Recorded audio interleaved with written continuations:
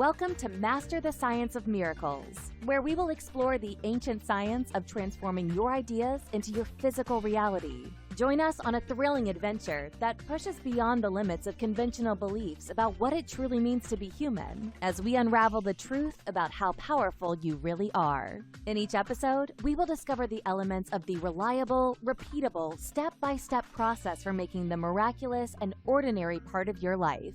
This is your portal to the extraordinary. So let the adventure begin. And now, here's your host, Ron Matthews.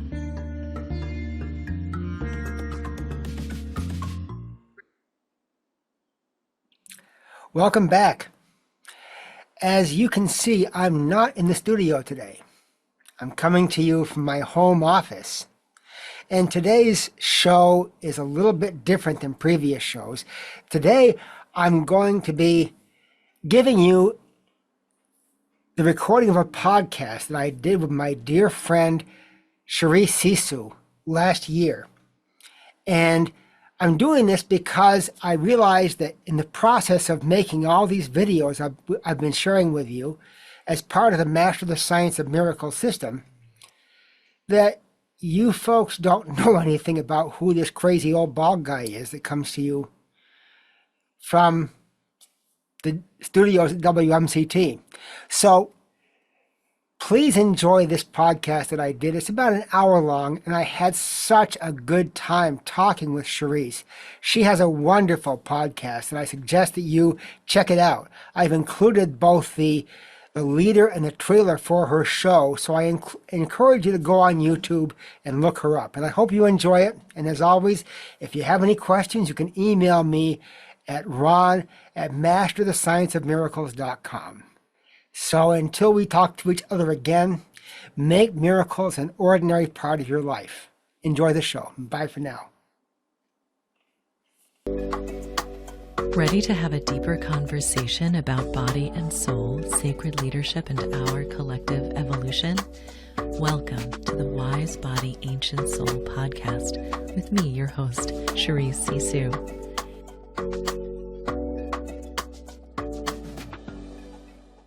I am so excited and delighted to welcome today's guest, Ron Matthews, who is the creator of the Science of Miracles. And I'm going to let him tell you all about that. But before we dive in, I just want to give you a little background on our amazing guest today. So Ron is a martial arts master. He has practiced and taught since 1972. And in his professional career, and this is the part that I love, Ron was an engineer and physicist working for MIT Draper Laboratories, Cisco Systems, so big, prestigious names, right? He was technical lead for Raytheon's Electromagnetic Environmental Effects Group, say that 10 times fast. His intense interest in martial arts, and in particular, the development of the mysterious energy known as Qi, led him to apply this energy in some extraordinary ways in the areas of health, healing, and personal transformation. I can't wait to learn more about the Science of Miracles, a reliable and repeatable method for transmuting thoughts of your most cherished desires into physical reality. How do you go from engineer to the Science of Miracles, and where you are now? Well, first of all, I want to thank you, Cherise, for having me on. This is a real honor for me. Thank you so much. My pleasure. And before I start, I have to tell your audience, I'm from Boston. And so I tend to talk fast. So if I start to go really fast, just go like this and let me know to slow it down. So it wasn't so much going from being a scientist to being a mystic. I always was. I was born with this ability, this blessing or curse, depending on how you see it, of being able to think out of both the right and left hemispheres of my brain at the same time. And I thought everybody could do that. And that caused a lot of acrimony in my life because people like us tend to scare people just because of our presence. And I was the victim of violence as a child and blah, blah, blah. Mm. The usual story for people like us. Because you were really sensitive, I would Yeah, imagine. always Yeah, have been, same always here. have been. And that was the reason I was drawn to the martial arts, was as a matter of survival at first. And then fell in love with the idea of this mysterious energy. Anything that is deemed mysterious, that's where I have to go, you know. And if you tell me I shouldn't go there, that's like waving a red flag at a bull. Yeah, try And and stop me. Sure. yeah, exactly. And so, as I was being educated in the world of physics and higher mathematics, I saw this exquisite divine tapestry unfolding.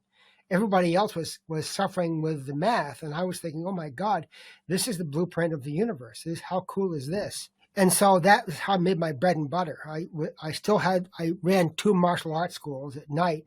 That was my passion. And I worked during the day as an engineer. I was Clark Kent, you know, during the day. I'd go into the phone booth and turn into Super Geek. And around 2005, I had the good fortune of becoming acquainted with Donna Eden, who is a world famous energy healer, and actually went through a 2-year training with her. That's And great. what Donna did more than anything else for me was to give context to what I was already doing. Mm. And so it gave me a language for talking about why I could remove bruises from my students with my hands. And I thought, well, everybody can do this. You know, you can do this too, right? And they were like, no. Well, the thing is, we can. We can. We always have been able to. We have been taught to forget. We've been taught to believe. And I tell people this, and they get really rankled, which makes me so happy when I do that. But the media has been deployed for the past 50 years to inculcate a culture of stupidity, gullibility, and cowardice into the mainstream thought process. And so we have been falsely led to believe that we are way less than we actually are. One of my favorite quotes is from the nephew of Muhammad, the prophet of Islam. His name was Ali. Ali said, this is a quote, "Dost thou reckon thyself but a puny form when within thee the universe is enfolded?" Mm. Oh, I just got like a flush over my Yeah. scalp. Yeah. We're just taught that we're powerless. You know what I it's mean? true. It's true. And it's too just kind of like so that we forget, because should we know, like as Ali says, like the power that we hold within us. You mentioned this before, that like most of us, we come in with this stuff, but then as we leave childhood, you know, it's like I feel like there was a really specific moment where I was like, well, time to leave childish things behind and be an adult now. And being an adult meant putting on this suit, you know, someone other Than who we than are. who Yes. I was, Yes, that's so right. that I could fit in, right? That's right. So I'd love to hear more about, you know, whatever you're willing to share about what it was like to be that kid, you know, living in and from both sides of the brain. Well, I can intuitively learn to hide because I was always being beaten up. I was the kid in your school who got beat up every day. That was me. And so I had to learn to survive. And that was a blessing, because the blessing led me to the martial arts, which led me to so many other things.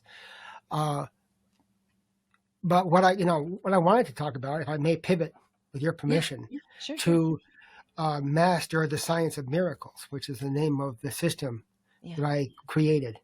And it's taken me a long time to say that and say I created this, you know, because, but I did. I mean, that was, and in doing that, I'm standing on the shoulders of giants, and I'll talk about that a little bit later. But the work of a very obscure author whose name was Max Freedom Long.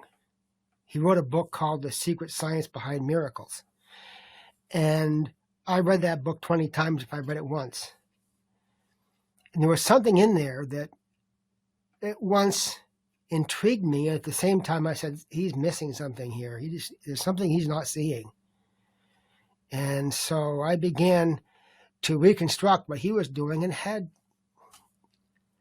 moderate success, so success. You know, it's helping some people. Some people had no effect at all. And I just shrugged it off as well. That's, you know, that's like anything else. You know, there's the 80-20 rule. So, and then I realized that something Max was talking about, he himself did not understand. And that was the dance with energy. He was watching this happen. He was watching people doing the Hawaiians. He was an English teacher on Hawaii. Okay. He was watching the kahunas do these practices that involved intense breathing and gesticulations with their hands. And then when they would, after a time of doing this, they would engage in these treatments, for lack of a better word, that resulted in things that we would call miraculous. Yeah. You know, healing a broken bone in 10 minutes. And it suddenly hit me that what he was seeing a derivative of a Chinese practice called Qigong. You've all heard, I'm sure your audience has heard of the show from the 70s called Kung Fu. And then Kung Fu became a word that in popular vernacular meant Chinese martial arts. Well, Kung Fu just means high skill. So you could be a florist and you could have Kung Fu in your flower arranging. So Qigong is the skill of developing this internal energy, this internal power. And I thought, so I'm yelling at Max. I'm yelling at him saying, why didn't you consider this Qigong? Even though he died in 1971, it hit me that what he was seeing was a derivative of that. And the other thing Max described in his books was going to a quiet mental state in order to send your thought form to what they term your high self. And so I dove in more deeply and I said, okay, I'm going to be very brave here. I'm going to sweep what Max believed off the table. I'm going to plug in what I know of Qigong. I practiced Qigong for 50 years. And I'm going to use some of the methods of Jose Silva, who was the person that developed the Silva method, Silva mind control, Silva ultramind.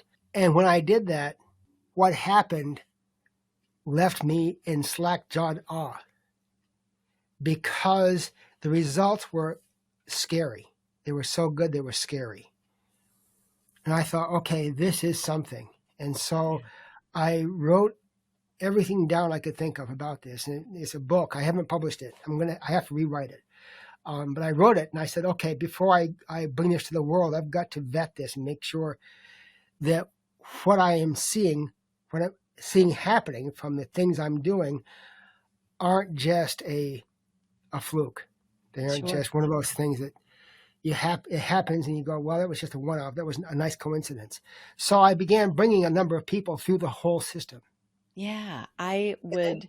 So you're like, it's like you're connecting the dots between all these different pieces, like seeing the things that some of these authors couldn't see themselves, or connecting the dots with the energy, with the martial arts.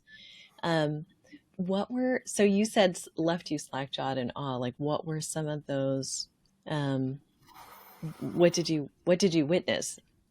I witnessed a person who was exhibiting the symptoms of a post-surgical bowel blockage because of scar tissue. And after one treatment, the next day, her symptoms vanished. Wow. And the person is my wife. She had a radical appendectomy, where nowadays appendectomies are done laparoscopically, where they go in, with their fiber optic scope and their remote control scalpels, and they do it that way. Hers burst. Her appendix burst. Oof. And so they did a whole open bowel surgery. Wow. And as a result of that, then the following year, she developed a bowel blockage because of scar tissue. So I talked to the surgeon after the operation, and I said, how likely is it that this is going to happen again? He said, very likely. Very likely. Now, this was before I had met Donna. Yeah. And before I had started on this journey of what has become the science of miracles. And so 2 years later, she was beginning to exhibit the same symptoms again. And I thought, okay, this stops here and now. And so I said, okay, I'm going to try this. If it doesn't work, then we'll go back to the hospital. The symptoms are severe. When you have a bowel blockage caused by something like that, it is severe. Yeah. And she was exhibiting these symptoms, and she was scared. And I said, before we do anything, let me try something. And she said, go, do it, please. And the next day, she was completely symptom-free and has remained symptom-free ever since. That's fantastic. The other thing was, I was treating a person with an energy medicine client of mine. She had been with me for a while. I get a text from her, and she said her girlfriend's husband, who he was a retired fire chief in Western Canada, he had been in a rollover accident and was in a coma. Whoa. And she said, the strange thing is, according to the doctors, his EEG says there's no reason why he should be in a coma. She said, is there anything you can do? And I said, I don't know, but I'll try. So I did what I do. I projected myself to him. I know for those in your audience who aren't comfortable with this conversation, you may think I'm crazier than a one-eyed rat in a tin outhouse. But I perceived that his energies were not patterning the way they should.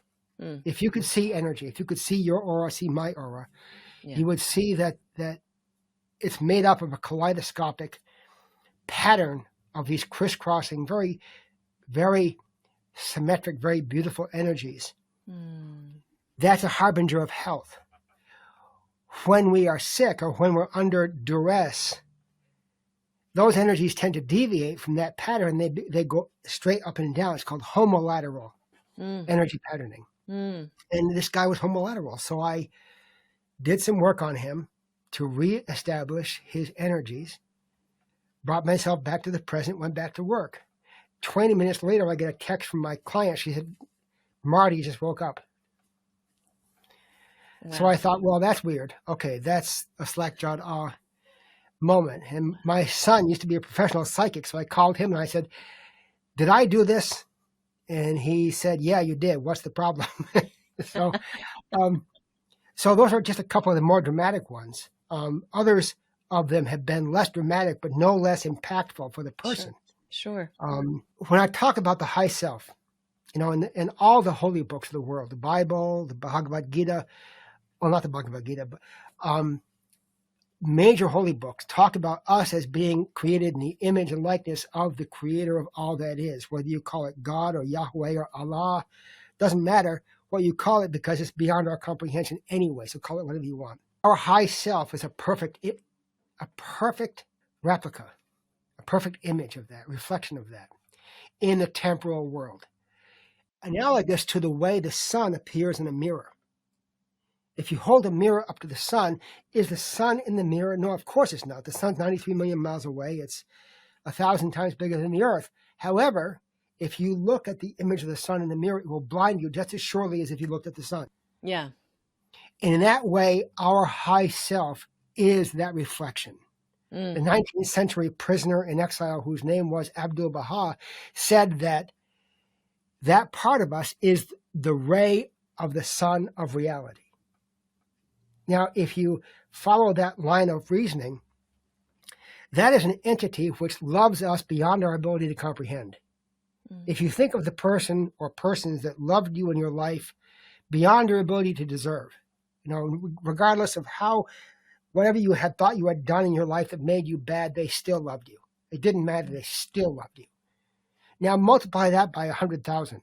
Right. And you begin to have just an inkling of what that self is. It always is with us, always wants to participate in our life, but we have to ask it to. And learning how to ask is the key. And so one of the instances was a young woman I was working with when I was first bringing people through this.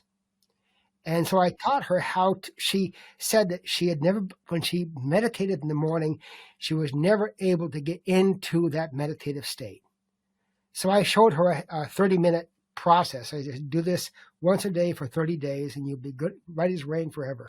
And so she contacted me and she said, Rod, I think I'm going nuts. And I said, well, okay, can you give me Some give a little bit context. more, Yeah. little more information? More words, please. Yeah. Yeah, yeah.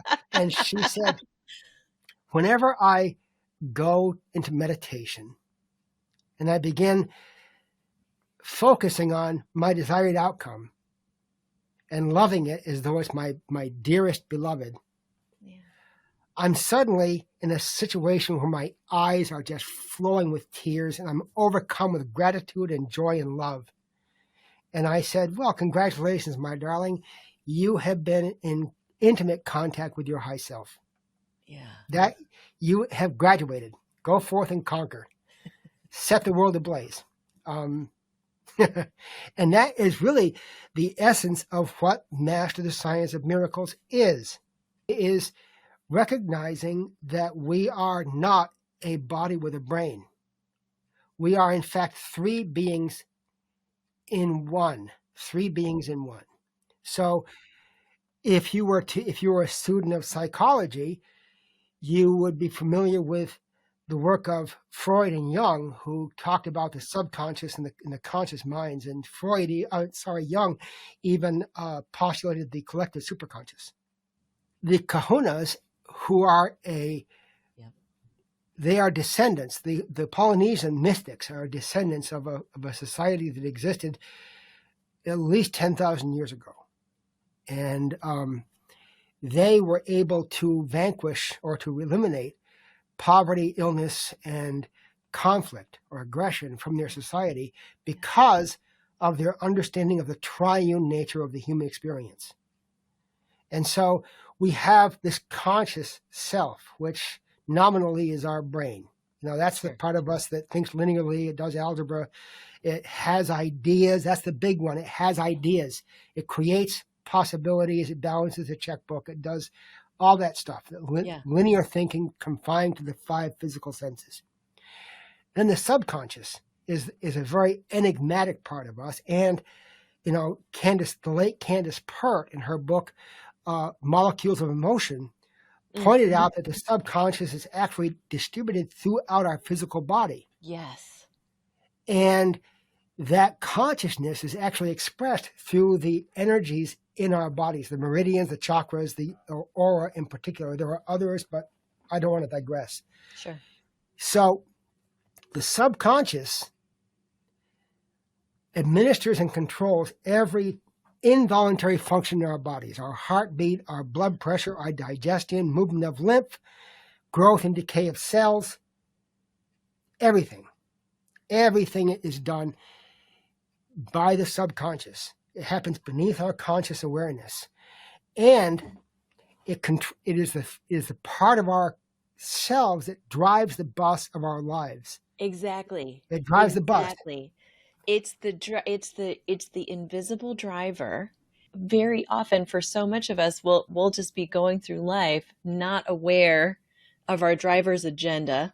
That's right. Based on, because that subconscious is affected by so many things, right? I love listening to you because it's literally like a reading list and then this piece, and then this piece, and then this piece.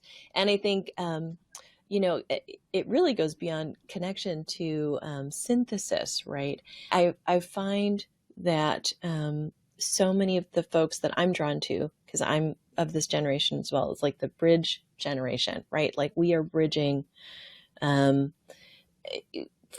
where we've been on this timeline to where we're going, right?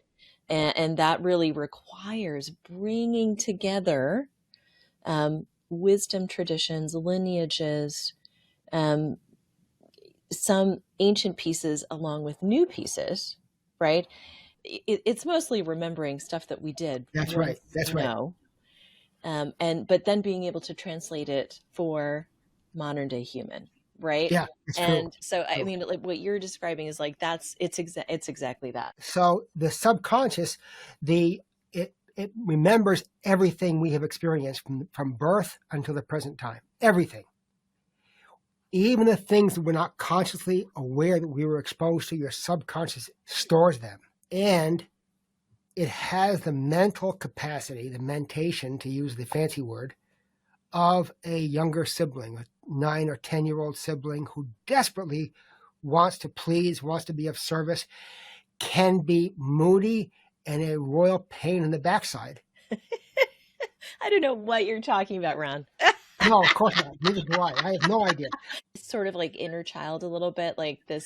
Well, I think the inner child movement was a gesture towards that. That person was onto something, but I think it's much more than what this person was expressing, because our subconscious is the sole and primary channel of access between our conscious self and our divine self. Only through the subconscious, can your intentions, your desired outcomes be delivered to your, what I call your transcendent self, the part of ourselves that transcends physical reality. And so, because the subconscious can be moody and it holds on to all memories, both positive and negative. Sure.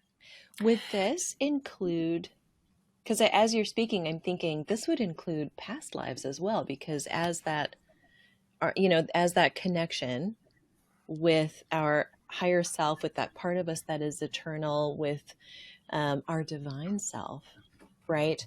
That's a very long, you know what I mean? Well, long. It's timeless. What is It's time? beyond There time is and no space. time, but yeah. Right. It's timeless. Exactly. And so, yes, very much. All of our ancestral experiences are coded in our DNA. Yes. They're coded in our DNA here and now. You are speaking my language. Yes. I hear you, sister. Let the choir say amen. Yeah, I know.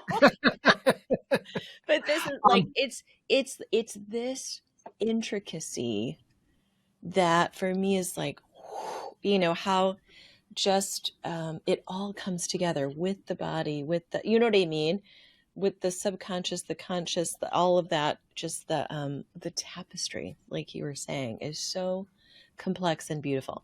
But okay, keep going. So because the subconscious can get triggered by stuff, memories or things that are going on, we may find a situation where we try to send our intention through our subconscious self, through our high self, and the door slams shut.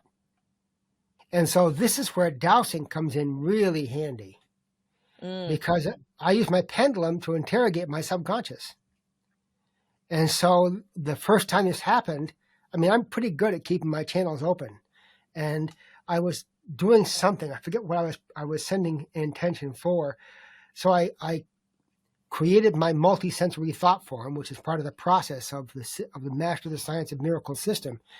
And I was ready to send it on a river of energy to my transcendent self, and nothing would move. And I thought, well, this is weird.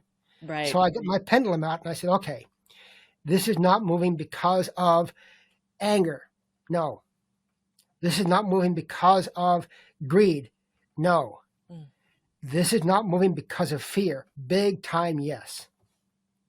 So I used a process I call the personal demon demolisher to eliminate whatever it was. Our personal demons are the things: I'm not good enough, I'm not smart enough, I'm too old, I'm too young, I don't have the degrees, whatever. It's all baloney. This is because of fear. So I worked on the fear. I cleared the fear. And when I tried to do it again, the energy flowed like a fire hose. Yeah.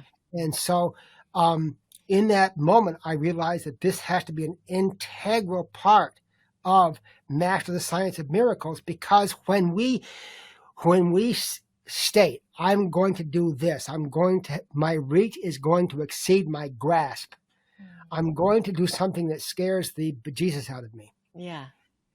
When we resolve to do that, it isn't a question of if, it's a question of when your subconscious is going to have a hissy fit and say, no freaking way. Absolutely. Absolutely. And that's why this whole process has to be codified in a step-by-step system, because if you leave out one step, then the system breaks. And realizing that your subconscious wants to work with you, but is moody and has to be cajoled or complimented or whatever is a big part of the process. And our subconscious is always trying to communicate with us, but guess what? It does not speak English, or whatever your first language is, it does not speak that. It speaks a language of memories, of emotions, of imagination. So one of my mentors, his name is Rex Sykes, and Rex is one of the few people that Richard Bandler made a master trainer in NLP. And Rex says that you can use your emotions like the check engine light in your car. Yes. And what I mean by that is... They are messengers. Yes. Yes, absolutely. they are. They are. Mm-hmm. They tell you something needs to be fixed or something needs to be attended to. And so imagine that you have created the image of your most cherished outcome, whatever it is. We all have them. Whatever it is you want to do, to be, or to have, you have created a mental video of that. And you're playing that in your head, and gosh, I feel great. I'm on top of the world. And all of a sudden, you find yourself hit with worry or dread or anger for no reason. It's like, where the heck did that come from? Mm-hmm. Well, that's your subconscious setting your check engine light saying, I need help. Right. I'm telling you, please pay attention to me. Mm-hmm. And all you have to do is give yourself a hug to begin with. I mean, this is such a powerful concept of loving yourself through your body. Yeah. There was a 19th century prisoner and martyr whose name was Sayyid Ali Muhammad. And he said, and again, this is a quote. I love quoting a lot of people because they're all smarter than I am. He said, observe with the eye of thine heart how the reality of thy being is the divinity of thy Lord revealed in thee and through thee. Thou art he himself, and he is thou thyself, except that thou art, and he is that he is. Yeah. Yeah, that'll give you a tingle. That'll give you tingles for a week. Right. It's just a little light. Sprinkle. Yeah. So each one of your listeners, your viewers, I want you to right now point at yourself and say to yourself, I am divine. I am the creator, falling in love with this creation every morning when I wake up and I see my creation. When you can look in the eyes of another person and see the creator in those eyes, then you've done your job. That's what we're here for. Well, I love how you're putting this because, like, I know the energy of the universe as love. It's unconditional love, right? That is the language. That's the energy. And just as we were talking about before, how there's sort of this whole structure that keeps us feeling powerless, but the other part of that is keeps us feeling unloved. Like, this is another of the lies that we are told, taught, from childhood to presence. It's just been passed down by folks who are like, that's what they were taught. So, and so we go through life just like, will you love me? Will you love me? And really, it's coming home to, oh, I love me. That's right. That's right. And so much of my own work has just been like, what are tools, reminders, ways to do that? Because when we relax and just, it sounds so simple, but it's like, but when we relax and just allow the love. Exactly. Right? It's like the woman that you were talking about with the tears rolling down her cheeks in meditation. Like, am I going bonkers? Like, yeah. You're just feeling the love of the love of the universe, the love that we have within us all the time. The love that we're capable of, the love that drives everything. And this is the thing, to your point, it can be challenging depending on where you are on the path to look in the mirror and be like, I love you, divine creator. That's so important. Mirror work is profound. It is. I remember one of my mentors and guides is a numerologist. I hope to have him on the podcast. Actually, he was a professional football player who went. No way, really? Yes. Oh, that's so cool. And then ended up going totally joining the Woo team. So you can imagine he's this like big dude. He was talking about when he started working with mirror work and really looking at yourself in the eye, in the mirror. He said the first few times he couldn't even get the words out. his lip was shaking so hard. He was like on the verge of tears. To really love ourselves the way that we are loved is, I'm getting like full body chills. Yeah, yeah. Right? It's profound. So it's like, it's something you can do. You know, we all stand in front of the mirror every day. We're brushing our teeth, we're washing our face, we're doing whatever, you know, washing our hands multiple times a day. It's an opportunity to just sprinkle in a little bit of this stuff, like just weave it in to your day to day and what you do every day. Because this, you know, like you said, it's like, it's these steps that as we do them, this is, you know, now we can really show up as the co-creators that we are. So we left off, you were talking about I got you. yeah, Syed Ali Muhammad and Yes. So yes. so what he said was a testimony to the fact that we are the divine. Yeah. We are an expression of the divine, each one of us. Now, one of the things about the subconscious, as powerful as it is also extremely susceptible to suggestion, both ours and others. Both our own and other suggestions, our subconscious is extremely susceptible to. I'm punctuating that because I want to give your viewers two gifts. Okay, one is to realize that your subconscious, my subconscious, all God's children's subconscious, takes every word we say as an imperative, a command. So an example that I use when I give seminars is we use the death word way too much in our vernacular. Yeah. An example is my birthday was the day before yesterday, and my wife took me out to this gorgeous meal for my birthday. And had I not known what I'd known, I would have told my friends, "Oh my God, that food was to Right. was to Our die words for." are so important. Happy Yes, birthday, they by are. the way. Well, thank you very much. Yes, I turned 68. So Fantastic. so everything you say, your subconscious takes as an imperative, good and bad. So even though it may be uncomfortable for you to say "I love you" to yourself in the mirror, do it anyway. Right. Do it anyway because your subconscious hears that. And whenever you hear someone, or including yourself, including and especially yourself, say something like "that food was to die for," cancel, right? Yes. It's one of my Yes. favorite tools. Yes. It's like, because we all slip, because we're surrounded Yes. by it. I mean, I'm even thinking about, as you're saying that, like how words that we use to talk about success, like I don't even want to say it, but like, oh, I KILL did. Yeah, you know what I I killed mean? it. And you're Cancel. like, really? That's a word? That's a good thing? Is that? Yeah, it depends on what you killed. I'm supposed to be celebrating that right now, and yet it's a part of our vernacular.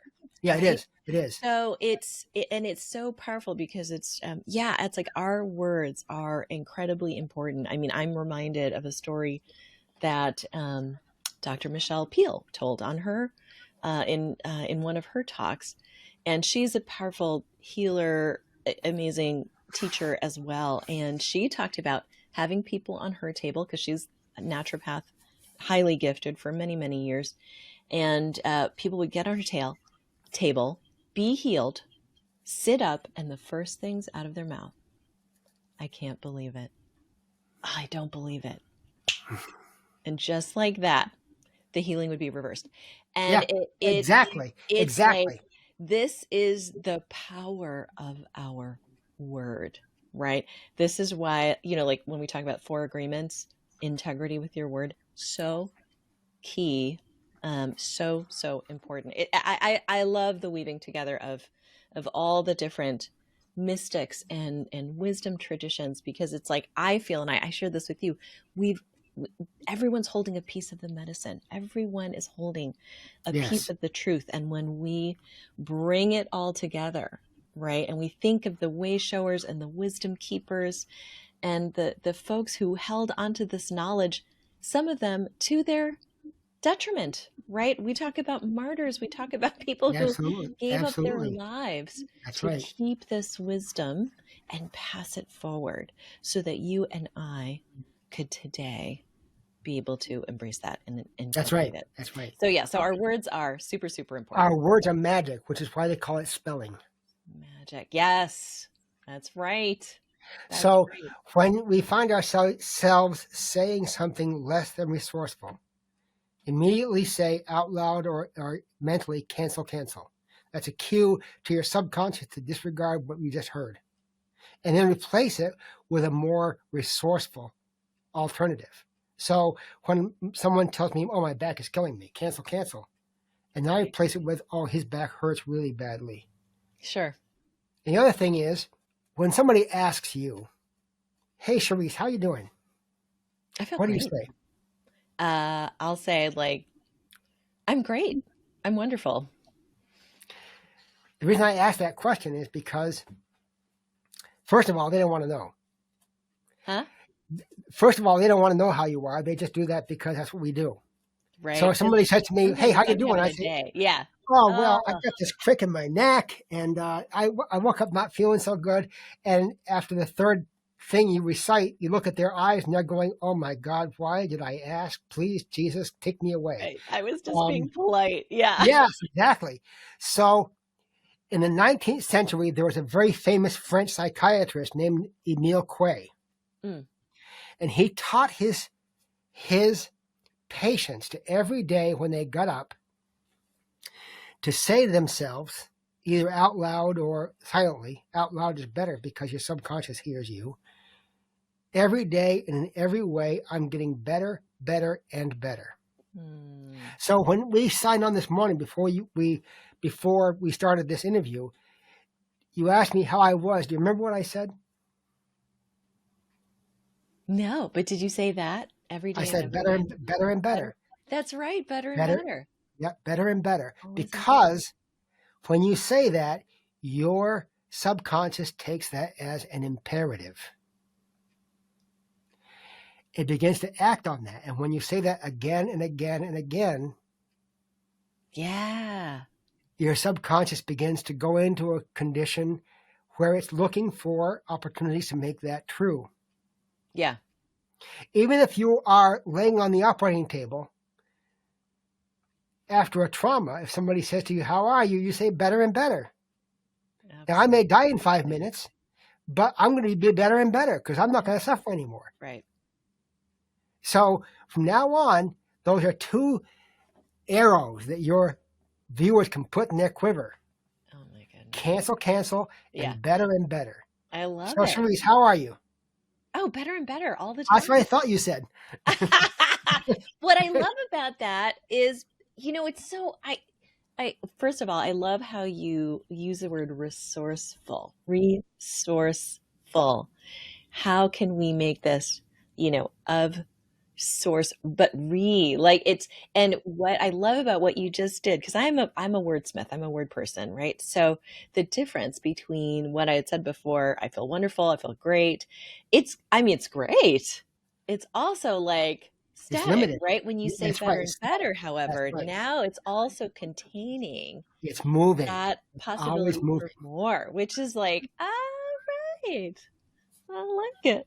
Okay, good. So bad things don't happen to us, they happen for us. Absolutely. Absolutely.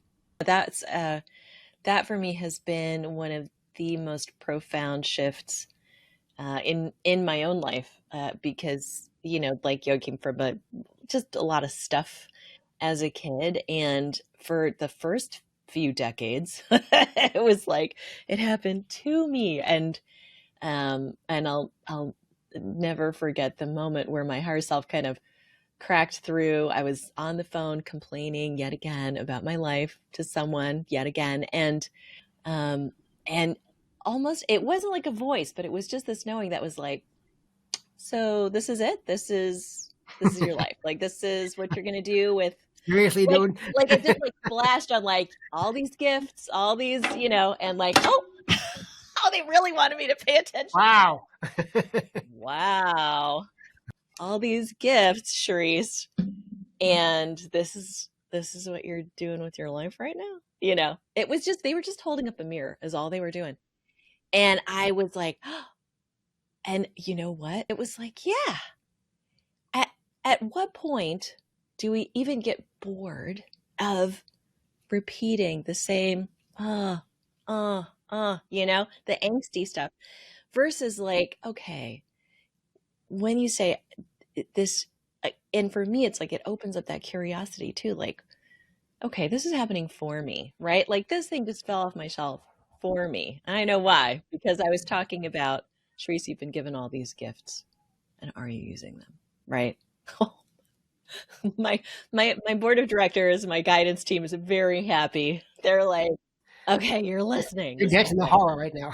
So yeah, our words are incredibly important. All of the chain of events, everything is so significant. Like there's a gift in everything. Because as I'm listening to you speak, it's like you were every text, every mentor, every teacher became like a gift that you were unwrapping. And then it's like, how does this fit in with the tapestry? So we were talking about the three bodies. I just want to bring us back because we talked about the mental body, we talked about the emotion body, the subconscious. So that third body really is. Yeah, that is the part of us that I call it the transcendent self in my book and in my work, because it transcends time and space. It transcends our understanding. There is no duality in that world. And that's a hard thing for people to wrap their heads around, and whether you can't. The transcendent self is timeless. It's above and beyond egress and regress, entry and exit have no meaning, because in that realm where we are truly our true selves, everything else melts away, and you and I are truly one. And that is one of the things that has been the most difficult for scientists, especially with the implications of some of the discoveries and experiments that have been done in the past 50 years in the world of subatomic physics, because that is being pointed to again and again and again.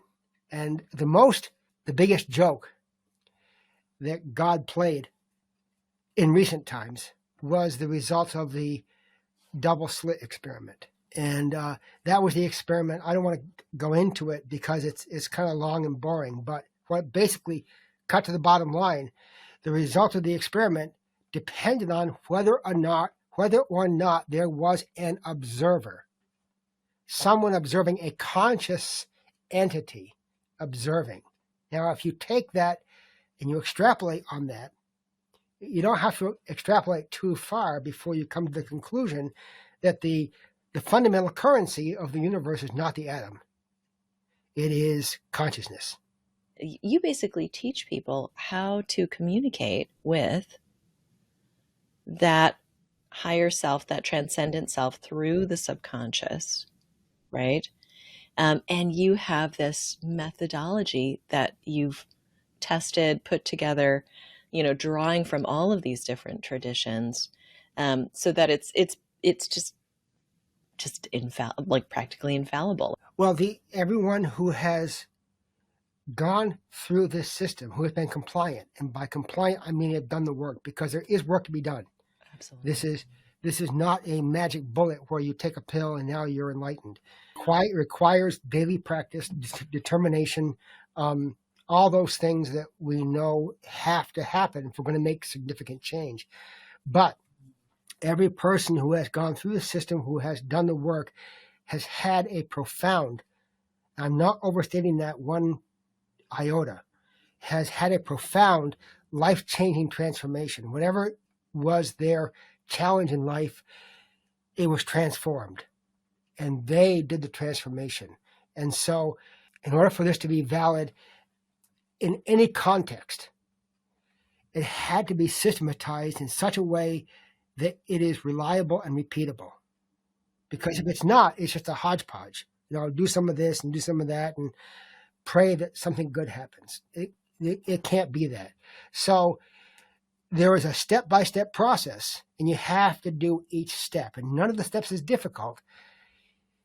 They may be found to be weird or foreign to many people because we talk about focusing your attention on areas like the area below your navel, because that's a major energy plexus. That's the place where we start. The energy that is developed there is the energy that fuels everything else, including and especially the heart.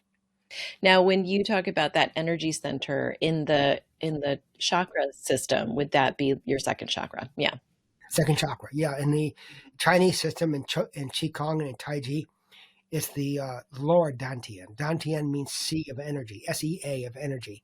And there are three. There's one below the navel, there's one at the heart, and there's one here, which is the sixth chakra, which is the pineal gland. And so developing the energy, that's the energy of miracles is what I call it. Once you have that, energy flows where attention goes. So as you develop this energy, and I teach you how to create a multi-sensory thought form of your desired outcome. Multi-sensory means you include all your senses. So think of a time when you were among people that you loved and that loved you.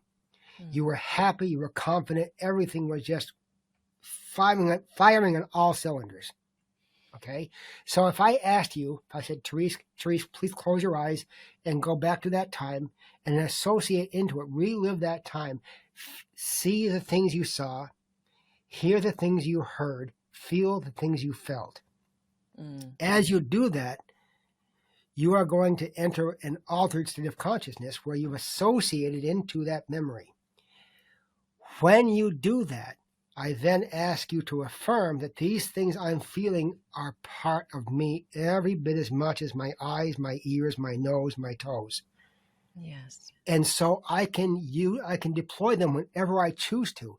I was in that situation. It made me happy, so I chose to feel these things. When you understand that, you can take them with you and deploy them whenever you want them. Exactly.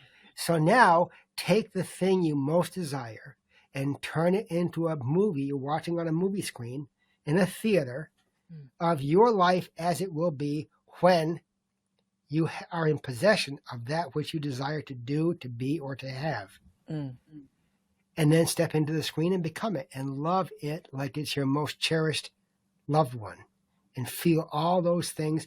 When you do that, that becomes like rocket fuel for your thought form. And when you do that every day, it won't be long before that becomes your physical reality. That's a law of physics every bit as much as the law of gravity, only this is a law of metaphysics. I think of it in terms of resonance, right? It's like that, the resonance of that feeling, that connectedness, right? In our happiest moments, when we think of our like peak moments, and knowing that we have access to that every time. I'm just kind of paraphrasing what I'm hearing you say, right? And then to bring that into co-creation, right? So, I love that so much. I'm glad you used the word resonance, because resonance is a physical quality, or is a physical and electrical quality. That's why a guitar, acoustic guitar, is able to project the notes from the strings, because it's tuned, acoustically tuned, to be resonant in those frequencies. We are tuned spiritually and metaphysically tuned to be living in a state of grace. So when we enter that again, it resonates with our being. The state that most people find themselves in is out of resonance. And so it makes them feel less than divine. And we settle for that because we've been fed this lie that is who we are. That's reality. That's a false reality. And I don't want to go into this because it takes some time, but investigate Project Zero from Harvard University. It started in the 70s. It's still going on.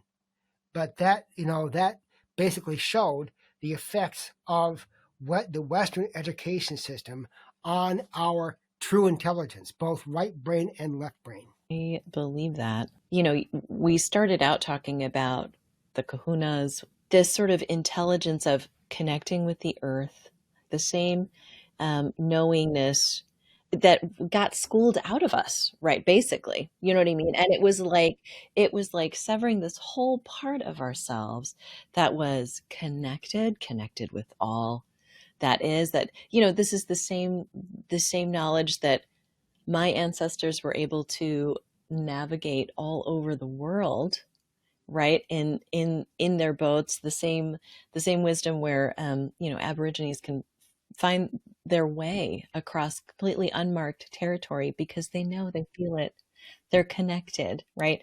And then we were kind of taught to view all of that stuff as backwards, primitive, old, you know, like you name it. And that actually the smarter way is to view ourselves as limited, unlovable, powerless. And separate. That's right. Easier to control. Bingo. That is the crux of the biscuit. Right. Oh my gosh. So this has been just magical. There are so many moments that are like, oh, in that moment, in that moment, like so many gems for me, for anyone listening or watching. Oh my gosh. So how can people connect with you if they want to learn more about the Science of Miracles, your work, and how you're bringing it all together in a way that, you know, every person can be a mystic in a way, you know what I mean? Like, that's right? The goal. Making mysticism accessible. This is the That's time right. that we are in right That's now. right. So. It's learning to walk the mystical path with practical feet. Yeah, I love that. So, couple ways you can reach me. One is through my Facebook group. It's the Science of Miracles community. And that you can also reach me directly at ron@masterthescienceofmiracles.com. And I'm building my website as we speak, but it's a Herculean task because it's been 20 years since I built a website. So I'm having to relearn a lot of stuff. Oh, so. Sure. There's lots of new tools. So that's great. Facebook group, the Science of Miracles community. Correct. Or ron@masterthescienceofmiracles.com. Yes, and I'm on Facebook as Ron Matthews. So okay, fantastic. I was on early enough, so I beat all the other Ron Matthews. Right. An early adopter. I love That's it. right. That's right. I was surprised there are so many of us by this name out there, you know. So. It's been an absolute pleasure. It's been an honor. Thank you, Therese. Thank you so much. Any last pearl of wisdom before we hop on? Last pearl of wisdom. Yeah. Or if there's that one thing that you want people to remember from this conversation. The one thing that I want people to remember is that you are an expression of the divine. You are. And so when you hug yourself, you're being hugged by the Creator. And treat it that way. That's who you are. That is at your root who you are. That's beautiful. Oh, I'm going to hug myself right now. Yeah, absolutely. Yes. And sending a big hug to you too, Ron. Yeah, and you too. Thank you, Cherise. Thanks for joining me on Wise Body, Ancient Soul. I hope it reminds you how magical and powerful you truly are. Kindly subscribe, rate, and review this podcast so more juicy light bringers like you can hear these transmissions. And if you're looking to connect more deeply with your body and soul's wisdom, visit CheriseSisu.com to learn how else we can play together. Here's to your joy and wild success. From my heart to yours, I love you. Take what you need and pass it on.